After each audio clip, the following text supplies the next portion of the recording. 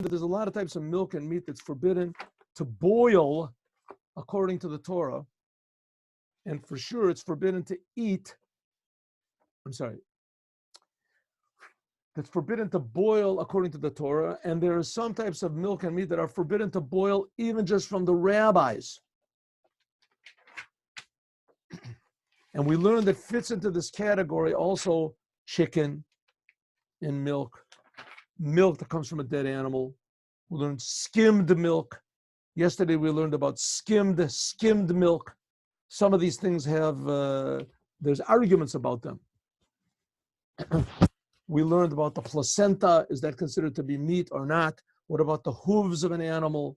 What about the bones? What about the horns? What about the skin of an animal? Is it permissible to boil? Maybe it's only forbidden from the rabbis to boil in milk and to eat in milk. So different types of milk and meat, that if you make these combinations, that it is forbidden from the Torah. Sometimes other combinations are forbidden only from the rabbis. Other combinations are totally permissible. Some combinations we learn, unusual ones, that they're forbidden because of mar'it ayin, what the eye sees, how it looks bad. In other words, it's totally permissible to cook in this type of milk. For instance, we had almond milk, cooking meat in almond milk, totally permissible. Human milk, totally permissible to cook, but it's forbidden because of mar'it ayin. It doesn't look good. Cooking milk and meat together.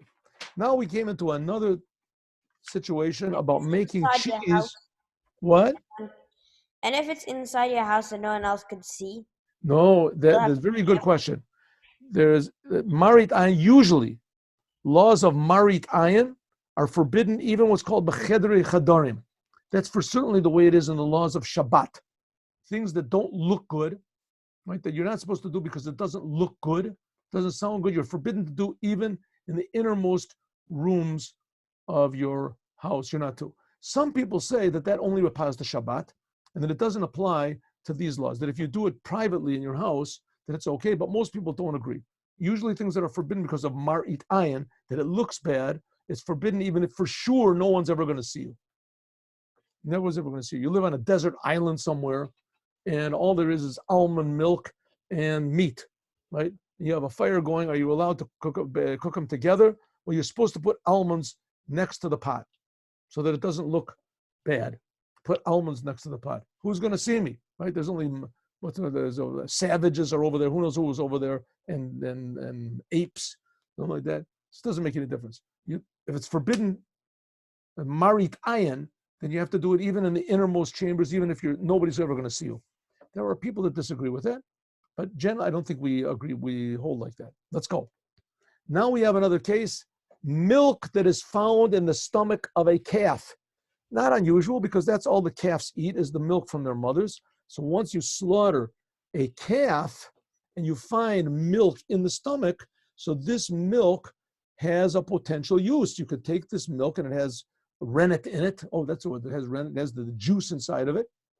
And this juice that's inside of it, you can use, if you leave it there for a little while, it can be used to make cheese. It coagulates all the milk, so you can throw it into a pot of milk and it makes it all into cheese. But you have to be careful that this milk and meat did not sit too long, that the milk, did not sit in the cow's stomach too long, because if it does, then you cannot asr lamid bo, and that's what we learned in chapter Yud.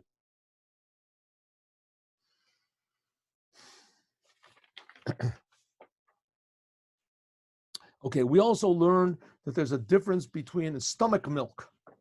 In stomach milk, we learned that there's a difference between liquid stomach milk and solid stomach milk. Now again, what does stomach milk mean? Milk that has been found in the stomach of a properly slaughtered calf. You take this milk out. According to the Mechaber, whether it is liquid or whether it is becoming solid, it's vomit. And it's not considered to be milk anymore. But if you let it sit in the stomach of the cow for long enough, the Ramah, by the way, disagrees with them and says that if it's liquid, it is, yes, considered to be milk. And if you cooked meat in it, let's say you cooked the stomach with this milk in it, the whole thing is forbidden. But if you let it sit there for one full day, it says, let's see, here we go. Yud, let's look at Yud. Law number Yud. Chalav animsa bekeva. Milk that is found in the stomach of a calf.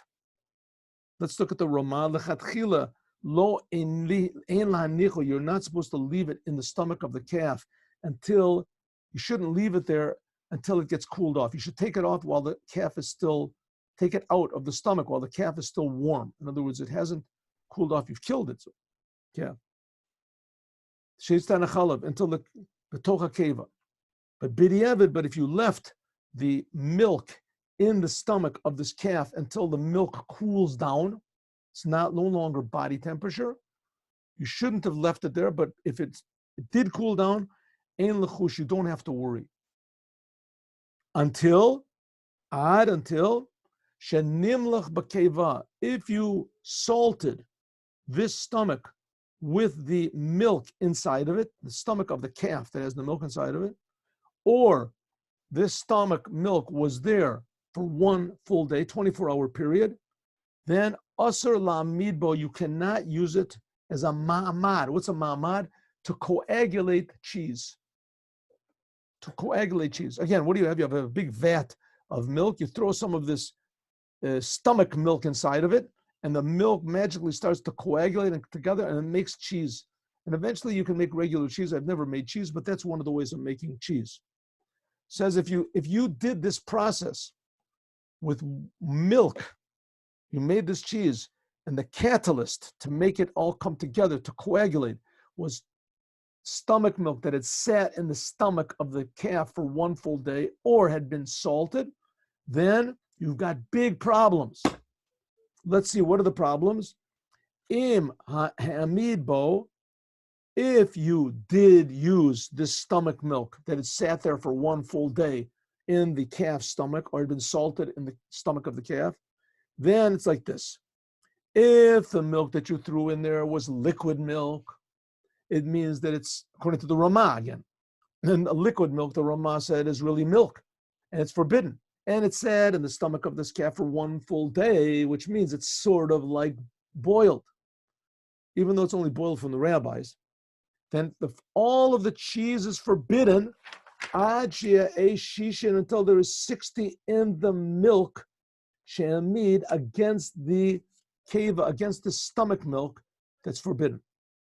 And if there was 60 in the milk, then everything is permissible. That's what if the stomach milk that had sat in the stomach of the calf for one full day, if it was liquid, then it is forbidden. You have to have 60 times against it. But if the stomach milk was already coagulated, which means, according to the Ramah, it's no longer milk, it's disgusting tasting, it's no longer can be milk and meat, then asura klum, it doesn't make anything forbidden, even if there was a 60 in it, because it's not really milk and meat.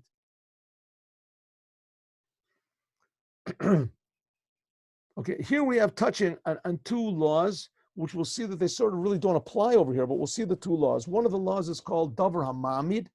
Davar hamamid ain't no bottle, and everybody's going to ask this question. A davar hamamid means that if you take a substance, whatever the substance is, and you make, let's say, cheese, you ma'amid, you coagulate milk to make it into cheese. In other words, you can see the effect of this little bit of whatever is catalyst that you have, this milk, this stomach milk or whatever. Or let's take even a more exaggerated case. You decide you're going to make milk, you're going to make cheese, and take a camel's stomach, a little piece of a camel's stomach. I've never done it. I don't know anybody has done it. But if you do it, you take a little tiny piece of this camel's stomach, you throw it into a big vat of milk, and the whole thing becomes coagulated. Wonderful. The whole thing is forbidden. It doesn't make any difference if you have 1,000,000 times milk against this little stomach. The whole thing is forbidden. Why?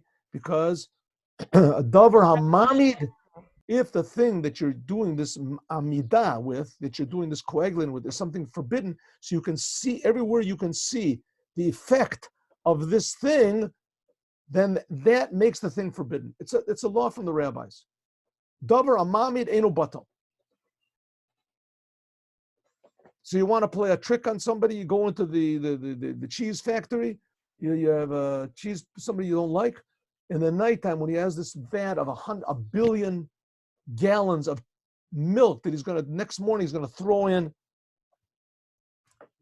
cheese in it, throw in a cow's stomach in it or something, and he's going to make it, or he's going to take this stomach milk and throw it and make a cheese.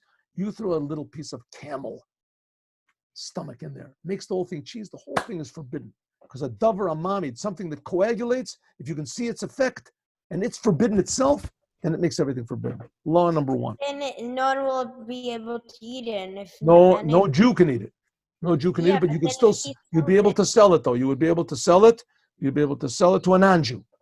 But what if a Jew buys it and the person that sells the milk doesn't even know that that's right. You have to watch out. That's right. You do have to watch out. That's why it says one reason why if you make an animal not kosher, you shecht an animal not kosher, you're not supposed to sell it to a non-Jew, because a non-Jew might go and sell it to a Jew and say, hey, Rabbi Grois, he slaughtered it for me, right? You have to watch out for that. But then if he put the piece of camel in the cheese, in the milk, and then the Jew sold it the day after, then how is he supposed to know that there's a piece of camel in it? You did a sin. You did a sin, sure, for sure. There's a lot of things you have to just trust the person who's selling, right? You have to trust the person who's selling. Let's say there's a person who he has non-Jews write mezuzahs and tefillin, beautiful writing. He takes people from art school, beautiful handwriting. He writes beautiful mezuzahs, beautiful tefillin. They're beautiful, but they're non-Jews. The whole thing is puzzle. How do you know? Especially this is found by a shochet. You have to trust a person. A person, if he slaughters a cow and he waits, he slaughters and he waits for a second. Or let's say that Rabbi Mendel Futov has told me that there used to be shochatim that didn't like Judaism, called the maskilim.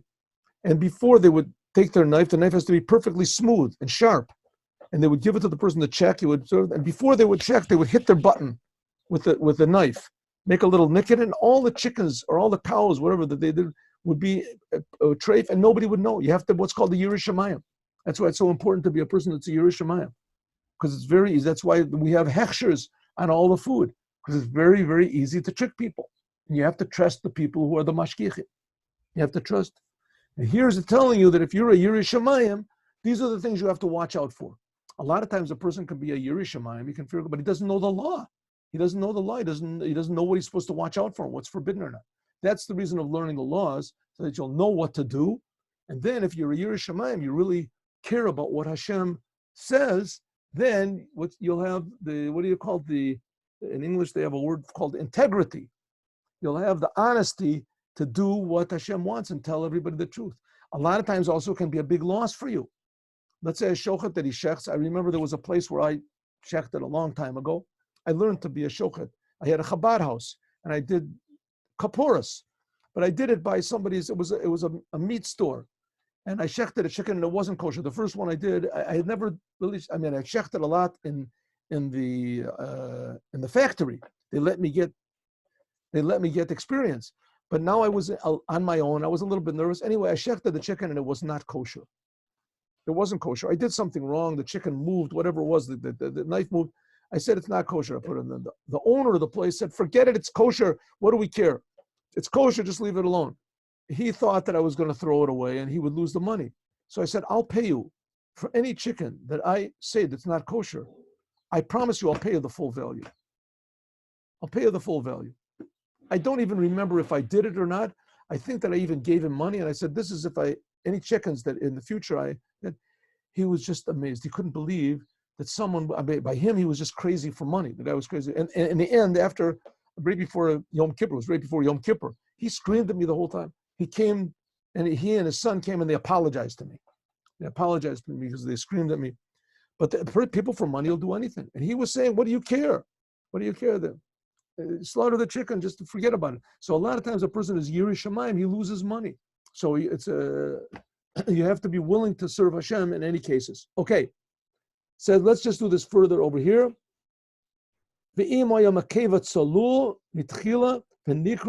What if in the beginning it was liquid and then it became hard?